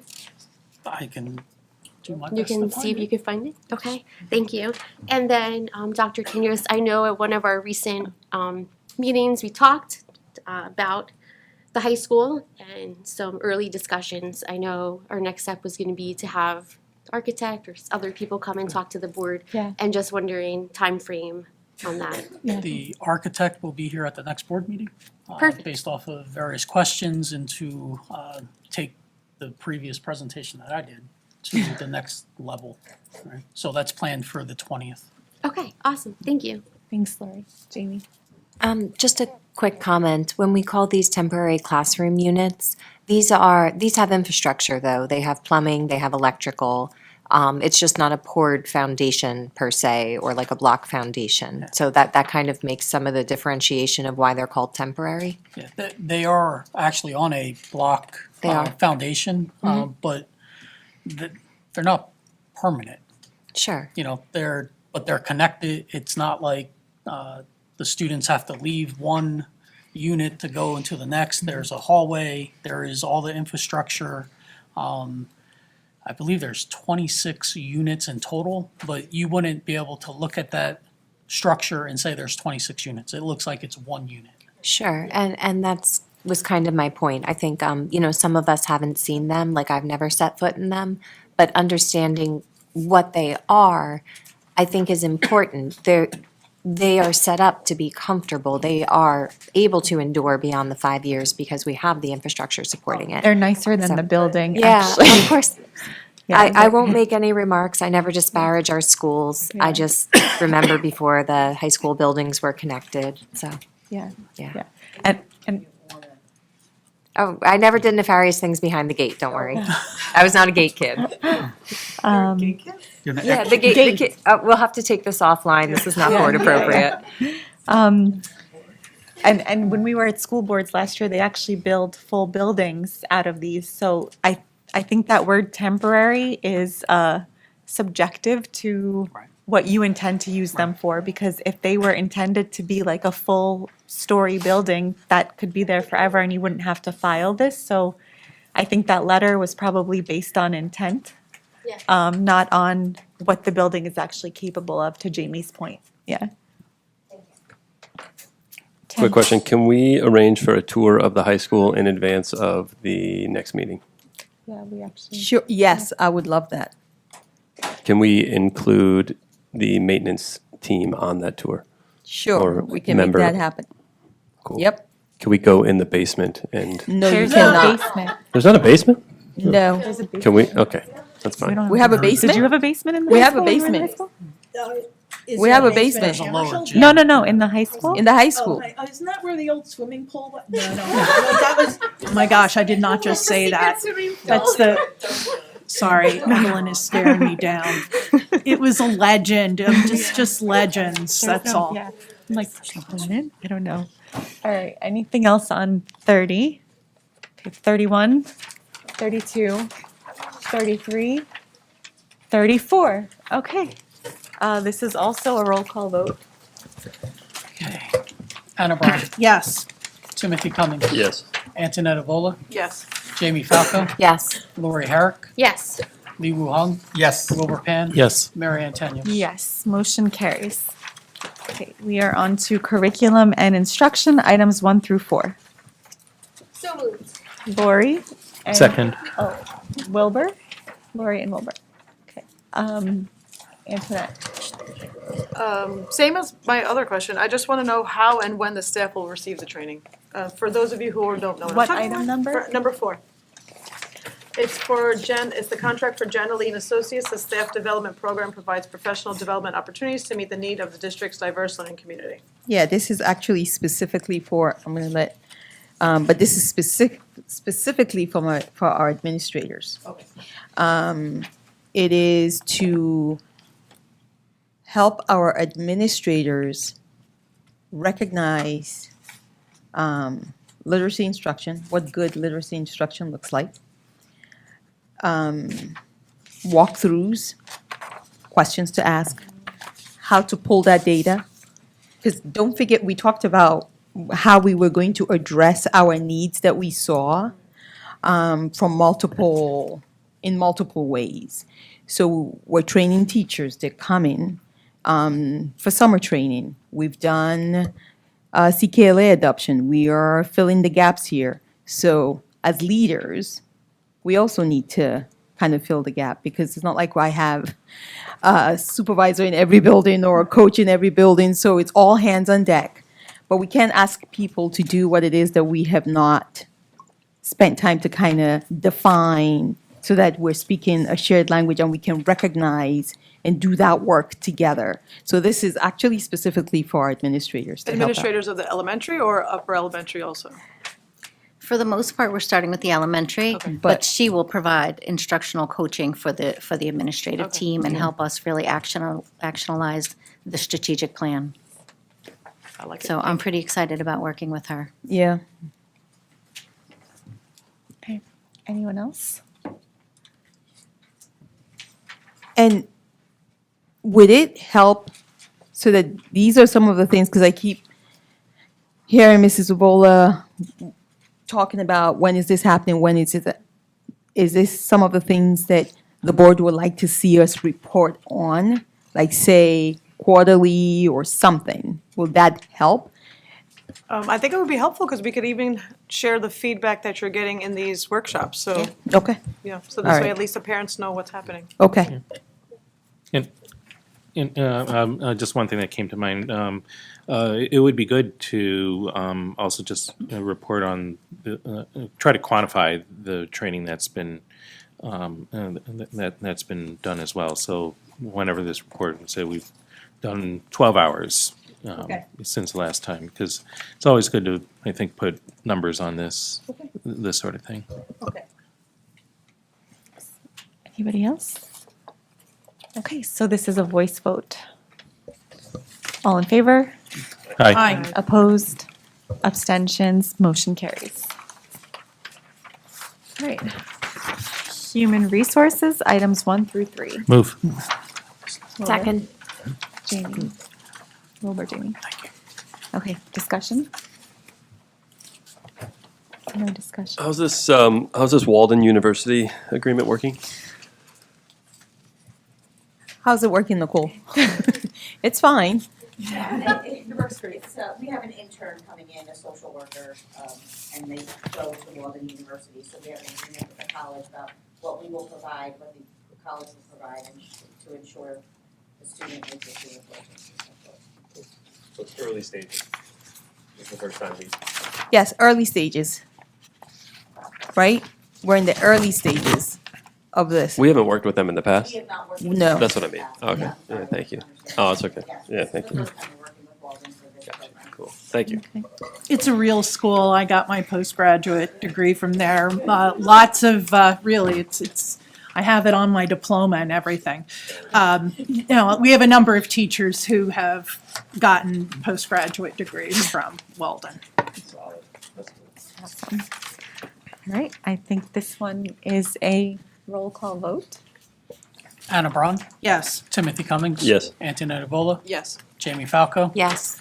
Lori Herrick, Yes. Lee Woo Hung, Yes. Wilbur Pan, Yes. Mary Ann Teniers. Yes, motion carries. All right, Student Services, items 1 through 9. Move. Wilbur? Second. Jamie. Discussion? Just a quick remark for item 6.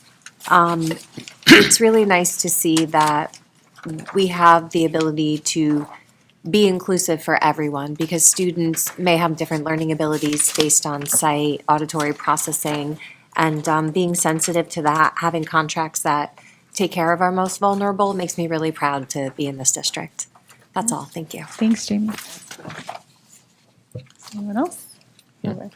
So for items 8 and 9, the monthly school reports, in terms of the incidents, could we maybe compare this to what happened where we were last year at this time? I don't know if we have the information handy. This is, remember I did a report, and I said I was gonna do the other, it ended in January, and then, I think I do that in the fall or something, then I could be comparing that for you, right? That's good. Antoinette? I was gonna ask for the same exact thing, actually, only because I wanna see if whatever interventions they are offering for these incidents are working. Because I do see a lot of students, which I don't think I've seen this many as I have this year, students cutting school in a Churchill, 7th graders, 8th graders. I didn't even know that you would attempt, like, how are they attempting to do this? Well, I asked I did a little investigating, and the kids are just walking in the holes. So I'm just wondering if there's more being done than just asking them where they're supposed to be. Why are the students not afraid to get caught walking in the holes, cutting class? I have to look into that. Anybody else? No? Okay. So this one is a roll call vote. Anna Braun, Yes. Timothy Cummings. Yes. Antonetti Vola. Yes. Jamie Falco. Yes. Lori Herrick. Yes. Lee Woo Hung. Yes. Wilbur Pan. Yes. Mary Ann Tanya. Yes, motion carries. Okay, we are on to committee reports, information items, and for the good of the cause for the board. We will start, where did we start last time? We'll start with Anna?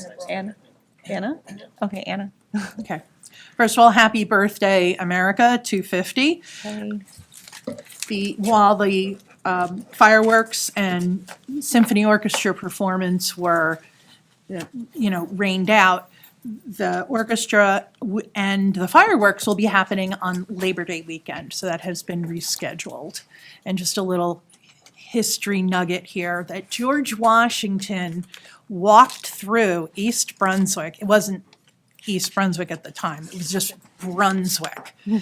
The entire Continental Army came through here on July the 1st of 1778, following the Battle of Monmouth, on their way to New Brunswick.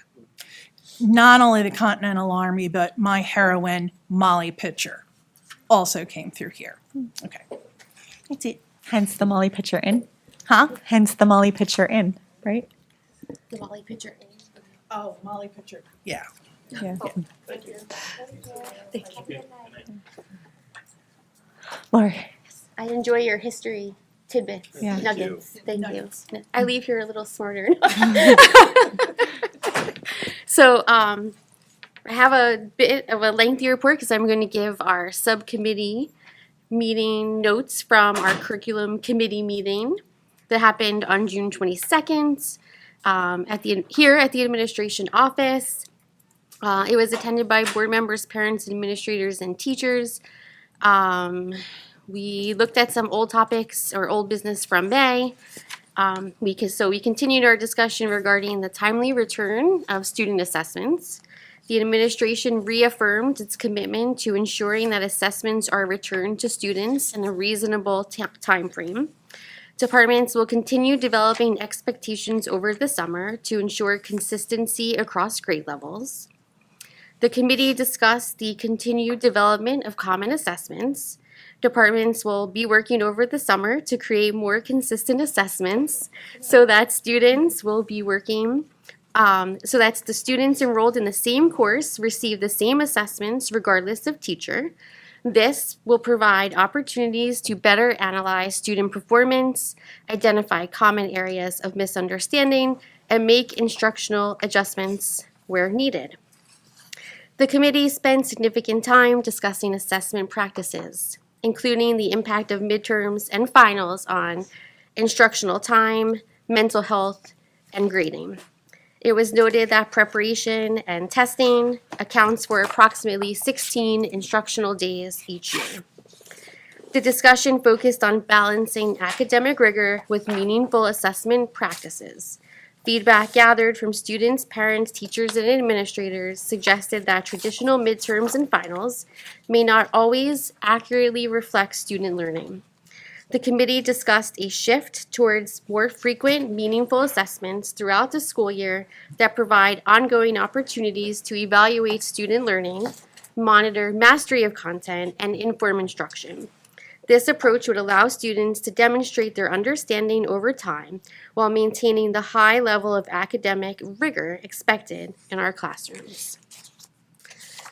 The committee also revisited concerns regarding multiple assessments being scheduled on the same day, but due to scheduling restraints, particularly with the AB block schedule, the district is not currently able to guarantee that students will not have multiple assessments on one day.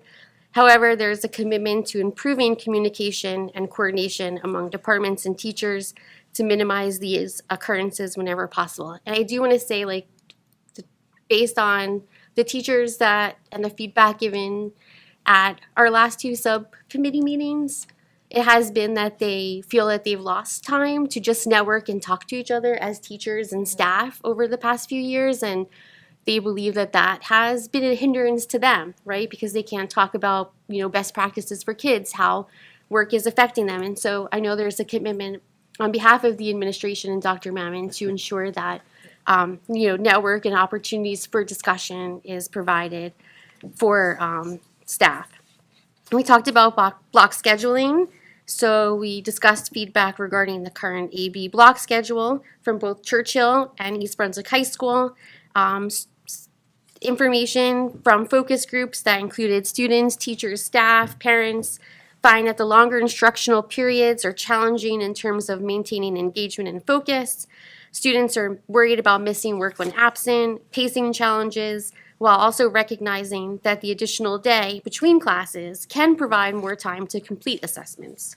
Mr. Hannes expressed interest to begin researching alternative scheduling models, including reviewing current research and gathering stakeholder input through focus groups, as well as trying some alternate models at Churchill, and will report back to the committee in January with his finding and recommendations. We also touched base, we also talked a lot about the transition planning to Hughes. I know we started with special education and what their process looks like. We talked about general education students, just all students, how counselors can just help to identify any student who may be struggling with the transition process and what supports or reinforcement we could put into place. There was a really lengthy discussion, but I do want to let everyone know that for 5th and 7th grade orientation, parents will be able to attend with their students this year. So I think that will be helpful for parents, right? Because I think that's something we hear a lot of, especially for the 5th grade transition. So being able to attend orientation with your child will definitely be helpful. So that's 5th and 7th grade.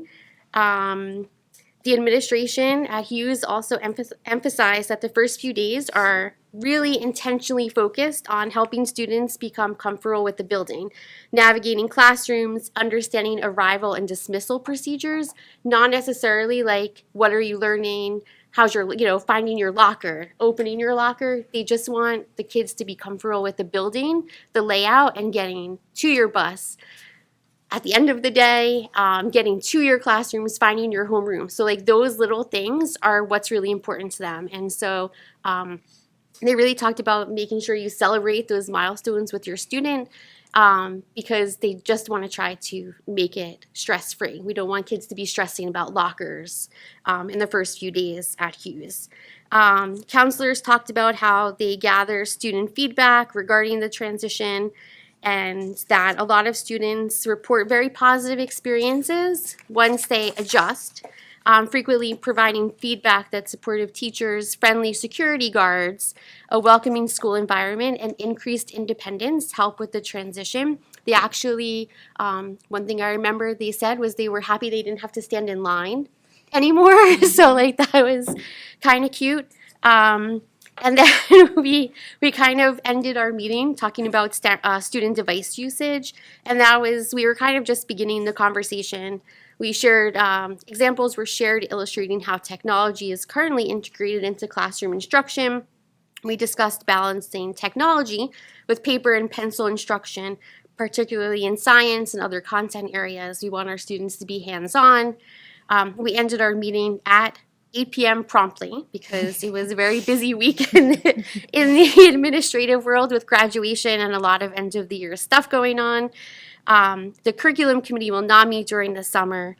We are expected to reconvene in September as a full committee, and we will continue to discuss topics. I'm happy to take topics from board members. I sent an email today outlining some of our discussions that happened at our meeting, and yes. So I know that more information is going to go out in the next few days about, what some assessment changes will look like, and so and further information will be forthcoming. Yeah. Do you want to talk? Because I know Dr. Bully's going to send a communication, but I think it's important there's been a buzz in the community. So yeah. So What's I the think buzz? The buzz. We're getting rid of midterms and finals, and I don't want that to be the perception per se. I know that we're really trying to reevaluate the way that we assess, and I know that's been a goal of yours, so if Yes. you want to.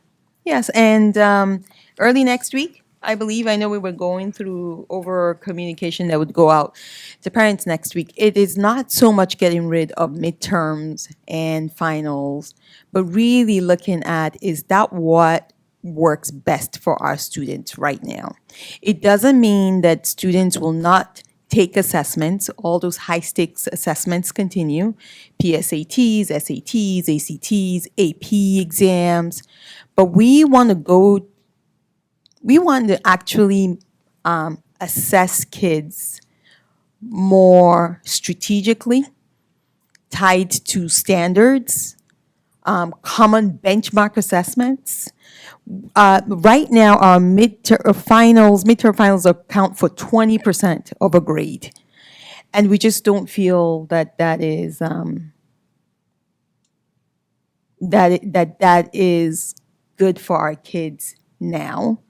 We want to be able to teach them, continue to teach them those test-taking skills, which they've said works better for them when they do it more often, because teachers embed that in part of what they do. So we're making some changes. We've listened, we're learning. Students had input, and you read all about what that is. I know people are concerned. We're getting rid of midterms and finals. What does that mean? No more midterms, no more finals. So midterms and finals are just a kind of assessments, but we're just really being more targeted and then using that information in a way that we do not use midterms and finals.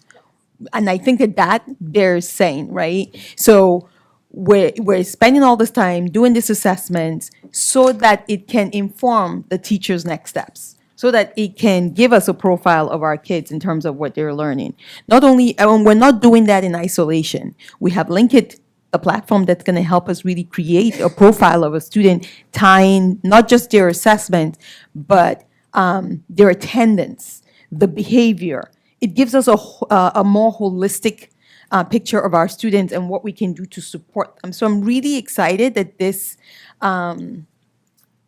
forward thinking, would you say, Joyce? I would, and I think that we also need to talk about student mental health, because it's very stressful taking these high-stake tests on these days, not to mention the instructional time that we're losing. So we'll be getting back about 8 days, which is big, and that's more time for teaching, more time for learning, and it's a better use of our time. I think so. And those 8 days actually will be full days. And it's actually more than 8 days, because they Yes. spend days on review, too. Days on review, makeup. We want to say 8 days conservatively is going back into instructional time. And that I'm excited about. It will be full days. It's not half days. It'll be full days. Except the end of the year, we'll still have the 2 days, and the calendar will reflect that. That's our internal calendar. Once the calendar is out, we kind of figure out marking period. That what we'll do. And so, I ask that people wait and see what we send out.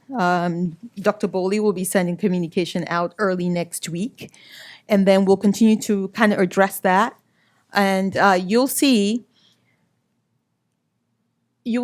better from us, right? I think I want to say that one of the things we talked about in our strategic plan development is accepting and saying, or accepting and acknowledging areas we're falling short. It's not a why, we're not blaming, it's about systems improvement. When there is a need, we see a need to improve, it is incumbent upon us to do that on behalf of our kids. Our kids are watching us, right? And so that's what this is. This is not we're not good, or this person, we've done that, we failed. No, we haven't. But this is saying that times are changing, we're seeing things, and we're responding accordingly.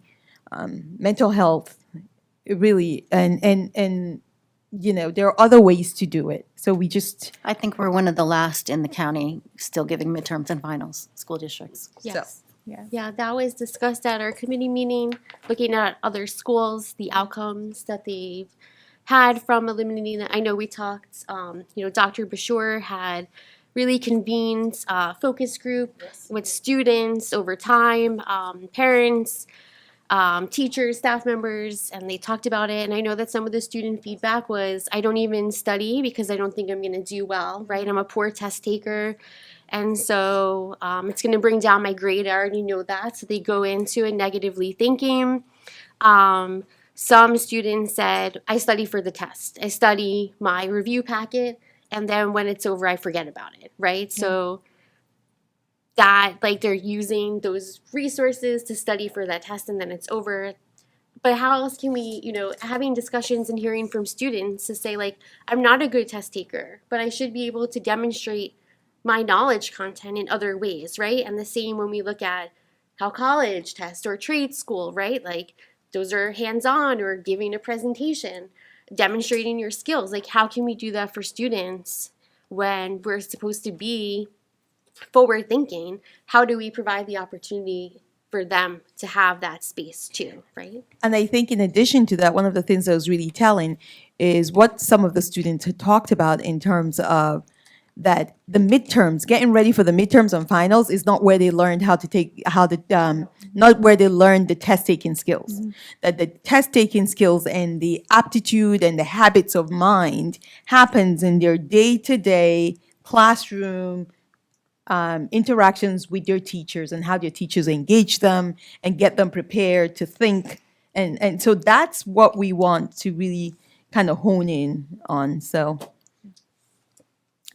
And if I can just add to that, because a lot of this is like, yeah, we're asking our students for feedback, but we also, like, I did my own research, and the studies repeatedly show over the last 30 years that midterms and finals don't necessarily add any value. In fact, and I have the studies if anybody watching is interested, but recalling information like that isn't what increases learning. That's not how you retain anything. And like Lori pointed out, some kids have gotten so good at this that we used to call it back in my day, the toilet bowl method. You like put everything in for the test, you regurgitate it on the test, and then once it's done, you flush it all out of your brain. That doesn't really help our students. And so we're making, that's really what it's called. We're making, data-driven decisions. That's been our commitment as a board, I think, since the beginning, that this isn't just about feelings or, yeah, it's great to have like the feedback, and of course we consider that greatly, but these are data-driven decisions. I've talked to some experts in the field who also said that this only becomes even truer as we move into the next quarter of a century, because with AI, which is not going anywhere, aside from how anyone may feel about it, AI is not going anywhere. So the value of a student or their ability to retain information isn't based on being able to recall isolated facts. It's being able to critically think, right? Because AI might not necessarily be able to do that. So are we gearing the way that we assess them based on the worlds that they're about to live in, because this is only going to increase. So I think, this is, we're moving, it's innovative, we're moving into the future. I think I heard you say that, like that's the goal here. Yeah. Awesome. Should I take over from Yeah, here? take over. All right. I love that these conversations are happening. I wish someone would have been having similar conversations when I was in high school, because I hated taking tests. I was terrible at it. All right, so I have a couple quick things for my updates. Community programs, the summer community programs. We get like a handful of these emails that there's these new programs that are being launched, and they're always awesome. I think we had a handful of families over during a World Cup game, and I was half paying attention to the conversation and half, just locked in on that game. And some of the parents were saying, I wish that these could come out earlier because I'm planning my summer for my kids in February. Is there any possibility that some of these we could be doing that? Are you with me on this? Is everyone on the? Yeah. All right, right on. So can we get some of those opportunities out sooner in the year, like calendar year, so that people could incorporate? People want to do them, but they can't because they've already put their kids and signed them up for camps and all that stuff. My kids included. That's community program. So, Tim. Yes, Jim. That's a goal already. Oh, good. To try to get things out earlier, to get more on a rotation in a rhythm, right? And that is a goal that we've had some internal conversations with Anne Marie and her team about cataloging. It's funny how over 20 years of community programs, things have changed. It went from a book form to online to all electronic communication, but that electronic communication is no longer effective. So it's trying to revamp and find out, okay, what is the effective way? But getting information out soon, and that's going to change how we also do business and how we present stuff to the board, because we're always looking, the budget equates to what fees we charge. We need to be a little bit more advanced with that and say, this is what we're going to do, and this is the impact to the budget, instead of saying, oh my God, we need to fill this hole, so increase fees, because that delays things. It delays how we deal with vendors. It delays what we're charging, and it equates to less time for parents to react. And one thing that is equivalent, nobody can deny it, there's more options, right? So we used to be the only game in town. The township does various programs now, so we're competing with them. We don't want to compete with them, but that's just reality. Various summer camps. Some parents just let their kids stay home on the devices all day, which we know is not effective. So we need to change how we're doing business to stay relevant and get the word out. So, Cool. Thank you. Thank you for that. And then the other thing, and this is, I just want to point this out because I feel it's worth mentioning. There's a dear member of our community who I don't believe lived in East Brunswick, but Diane Hutchins, who some people may know, who passed away tragically over the weekend. And she was the head of Aldersgate, the community outreach. And yeah, just an incredible spirit and a true loss for humanity. So I did feel it was important to mention her this evening because I know that she impacted lives here within our district and within our community and across the Middlesex community, if not beyond that as well. But so much of what was encompassed in this report tonight about the people that we're trying to create and the spirit that we're trying to foster was exemplified in her presence. So, so I just wanted to call her name out as a way of honoring what she did for the world. So that's all. Thanks, Tim. Oops. Just a few things. I just want to mention a couple of events that are really town events in town, but they do involve a lot of our students. One is the VFW 5K that's happening on Sunday. That's always a good time. Second is summer theater camp, which a ton of our students participate in. And I just want to mention that Mean Girls is going to be what they're putting on August 5th and 6th. That should be a lot of fun. Tonight they were doing SpongeBob, but we're here, so what can you do? And then finally, I just realized that graduation happened after our last board meeting. So this is our first board meeting since graduation. So I just wanted to say congrats again to the high school students that are moving on to bigger and better things. So that's it. Thanks, Wilbur. I just want to report the Mayor Cohen's Charity Fund. We proudly support our students. At this time, we give a check to the cheerleaders so they can cheer with the new uniforms, and we'll give a grant to our dancer team so they will have their new uniform too. So we'll have our annual gala that will hold in Park Chateau on December 8th. So if you can purchase ticket now, you'll have very good discount for as early bird. So we raise the money to help our community. So many students in our school district, since this charity fund was initiated, we helped many hundreds, maybe thousands. I don't have the account, but we help our students. We raise money from our local residents, with local business, but all the money we raise is structured help people within the boundary of East Brunswick. So last year we gave award to Diane, so for her outstanding community service. And you will see that we already chosen the honorees, but let's wait and see who they are. So please think about join us to help us to raise some fund to help our students. Thank you.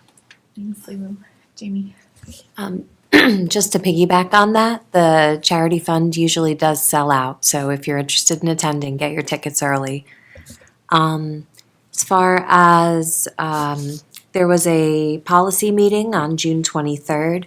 Strauss Esme provides guidance. A lot of it's updated language. There were updates to different policies that protect staff regarding sexual harassment, different things, how to obtain a high school diploma. All of these are in the agenda, and they're probably on the Strauss Esme website if anyone wants to read the language. Being that it's summer, I did want to thank the students who put on the SpongeBob musical. My son attended, and he's a little wiggly worm, and he loved it though, and sat through it. Similarly, I just want to wish everyone a good summer. I'd wanted to express my condolences about the loss of a great person in our community as well. Diane was loved and respected, and the things she did for our town, I don't have words for. And not just in the deed she did, but in the spirit she brought. It's a hard loss. And then back to the schools. I just want to thank everyone for all their hard work. You guys don't see it, but everyone up here, especially administration, is probably working just as hard as they do during the school year. A lot of hours, a lot of time are spent preparing for this next year. So thank you for all of that time. Tim, I was devastated when I saw she passed away this morning. I worked with her, so every year for my birthday, instead of going to dinner with my friends, I always organize an Algergate donation. So it'll be pantry food or clothing, and I would always email back and forth with her. And no matter what the time was, you're getting a response. So that was a huge loss to the community. So I was, I'm glad you mentioned that. I wanted to bring up too, the VFW 5K obviously is this Sunday, but I was so impressed with the amount of students that we had standing up at graduation that were deciding to defend our freedoms after high school, and they were going to serve the country. So sometimes people forget about the veterans. So if you are not a runner, which I am definitely not, clearly, you can still register, and the fee will still go to the veterans. So if that could be your pay it forward for the week, definitely do that, because it says, no, I'm a walker, I walk. but all of the money goes back to the veterans, so definitely sign up if you can. There's something very special I wanted to talk about on August 16th. There's going to be this is actually the 12th annual Patrick Awasagwa Wiffle Bowl tournament. He was an East Brunswick student, and 12 years ago he passed away playing basketball at Rutgers unexpectedly. So his best friends were obviously devastated, and they always played wiffle ball together. So they started real small in their backyard, and it's grown into, I think last year we broke a record. I'm not part of it, but I was playing wiffle ball. But they broke a record of how many people signed up. And what is amazing about what they do is the money that they raise goes to 2 scholarships for East Brunswick students that exemplify what he was. And it goes to two students in the athletics department. So if you are a wiffle ball player, or you know someone who is, definitely follow their Instagram page. You can reach out to me directly and I'll give you the link. They have the link to sign up on there. And it's a fun day. I lose every single year, and so do my kids. But there's people who actually really play wiffle ball seriously. But it goes to a good cause. I was actually really impressed when we got to see it presented at senior night. When I got to see it given to the students, so definitely support him. On a different note, I'd like to know when we'd be getting an update on the special education audit that we have going on right now. Oh my goodness, we talked about this. Lindsay and I talked about it. If you remember, I said it would, they have until the fall. Okay. Based on how they started, but we're already seeing preliminary reports. Okay. But definitely by October, November-ish, you will get That will be the, okay. Yes. And then one last thing that I wanted to discuss, now that there's no conflict. Are we doing anything to address the recess at Hughes, at Hammersholt? Specifically when the students are in the jam pack? Yes. Okay. Do you have more information than that? Because I'm getting a lot of, even though I'm not there anymore, I'm still getting a lot of people reaching out, especially the incoming fifth graders. Those parents want to know, what is that like? Yeah, so incoming fifth graders, I believe the orientation is, I just went to 26th of August, so you'll hear more about what that is. But and I think we talked about this earlier in the year about the jam pack and not having, and as of, I think, towards the end of the year, I want to say May, or the Mr. Petrunco and I talked about kids not being in the jam pack watching movies during recess. That he was already kind of working towards that, if that's what you're talking to me about. Or beyond that. Well, I'm talking about the days there's inclement weather or it gets colder. There's really not anywhere else to put them, but they go there in the cafeteria, and then they have the gymnasium or the media center. But We talked about that, and they were going to explore what the possibilities could be. Okay. But it is not anything that is concrete yet, other than we really don't want them sitting there watching. Right. Yeah. I mean, especially we don't want them on devices all day, and then they're sitting there Well, watching. there are no more devices bell to bell, so. I know. Okay. And I wanted to thank Lori and Jamie for your excellent updates on your committees. I'm not in them, and I felt like I was a part of it, so thank you for that. Yeah, I barely had any questions for either of those because it was very informative, so I just want to appreciate the work you put into sending those informative emails. Thank you. And have a good summer, everybody who's watching. I don't think anyone's watching. They're watching. Okay, all right. I won't be long, but I just want to say thank you to piggyback off what Jamie said. School may be out of session, but this board and this administration certainly are not. I know, we've been having policy committee meetings, curriculum discussions. There are things happening behind the scenes, and I know Dr. Mammon is doubling down because this is her first. First full school year, yeah. So this is it's almost like hitting the ground running because September isn't that far away. So thank you. I know it's been every time I call, she's like, I'm in a PD, I'm in a meeting, I'm in a something. So I know there's lots going on here, and thank you to you and to your team and your cabinet and to this board who are, as a reminder, volunteers and are doing this on their. People are out walking and they're calling me and they're at the pool with their kids and they're just telling me like, this is what's going on. This is what I think. So it's nice that everybody's so involved. Thank you. And we look forward to seeing you at our next board meeting, August 20th. And that's it. So enjoy the rest of summer for now, but we'll see you then and then more to come. All right. Motion to adjourn. Move. Second. Jamie Wilbur. All in favor? Aye. Opposed? Abstentions? Motion carries. Have a good night, everyone. Yeah.